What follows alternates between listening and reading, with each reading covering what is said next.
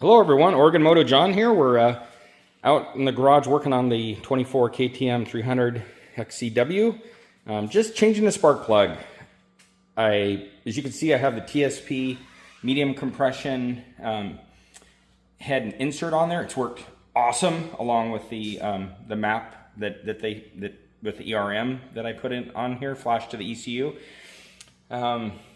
Bikes run perfectly. I have not fouled any plugs. I have not had any issues. I hate to even say it because I don't.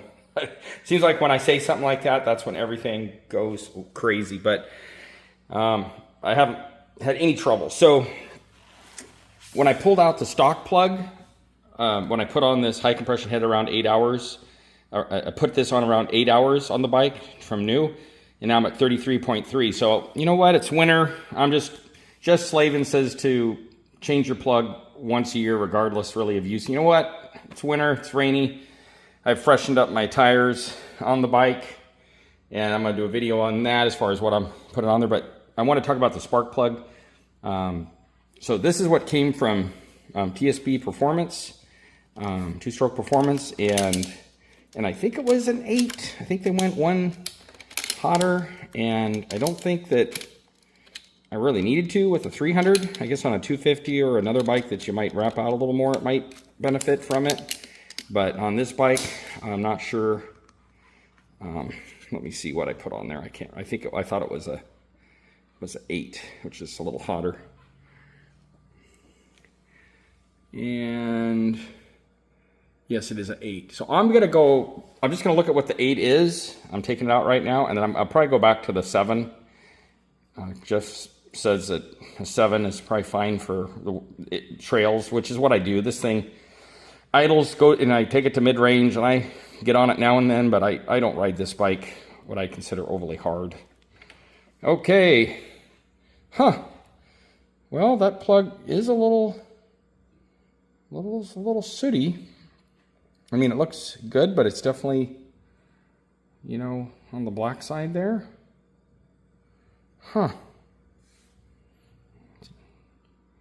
No, I could definitely do some tuning with this, so I don't know.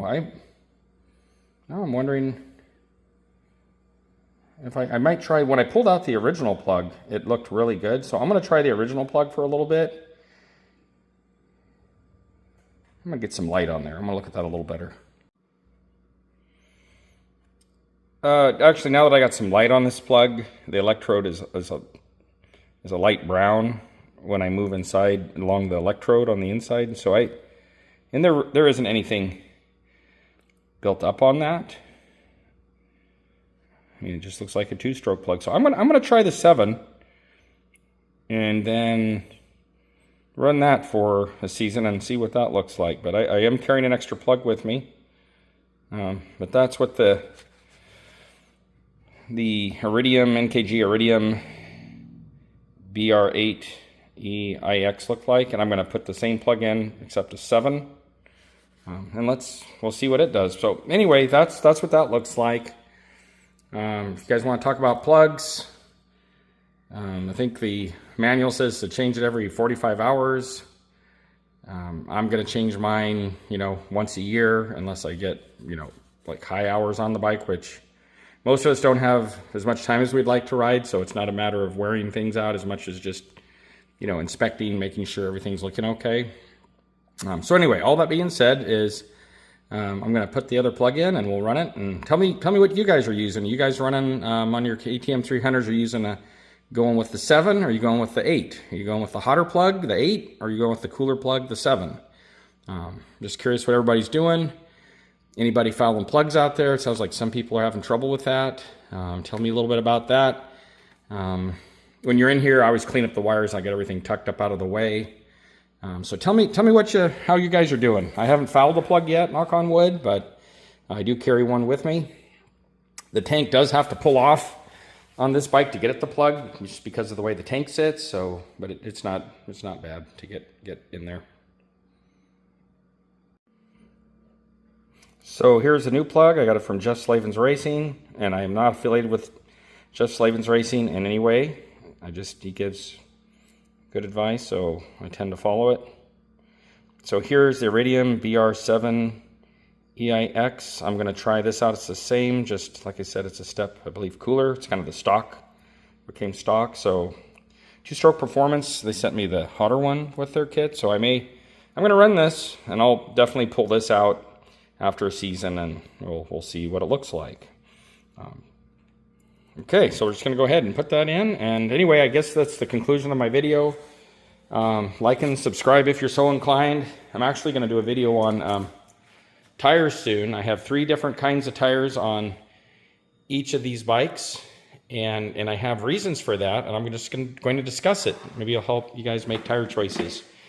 Each bike I do slightly different things with, and man, I really wanted to find a tire that did all of that, but it just haven't been able to do that. There's pros and cons. So anyway, if you want to talk about that, like and subscribe, and you'll be sure to get that video. So I'm going to do that in the near future. Hope you're all doing well. Keep riding.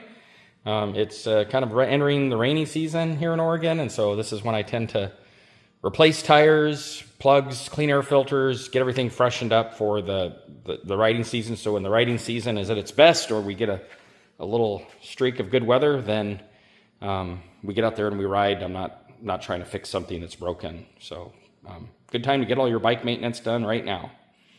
All right, take care, everyone. Hope you're well, and we'll talk to you soon.